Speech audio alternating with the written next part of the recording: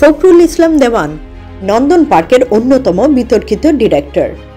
ফখরুল ইসলাম দেওয়ান পূর্বেই নন্দন পার্কে থাকা তার শেয়ার বিক্রি করা বাবদ ৪৪ লক্ষ টাকা পার্কের প্রথম চেয়ারম্যান মশরুর চৌধুরীর কাছ থেকে তার ব্যাংক অ্যাকাউন্টে নিয়ে গেছে, কিন্তু কোনো ডকুমেন্ট হস্তান্তর করে দেয়নি।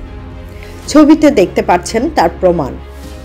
এরপর পার্কের প্রথম চেয়ারম্যান মশরুর চৌধুরীর স্ত্রী মিসেস চৌধুরী ইমেল দেওয়ার পর থেকে ফখরুল ইসলাম দেওয়ান বিগত ৪ বছর বোর্ড মিটিংয়ে সশরীরে উপস্থিত হননি।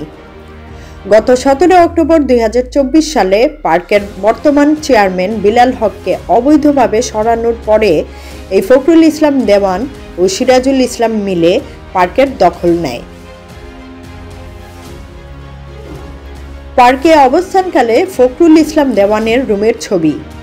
উনি কিসের কাগজ পোড়াতো আপনাদের কাছে সেই প্রশ্ন রেখে গেলাম।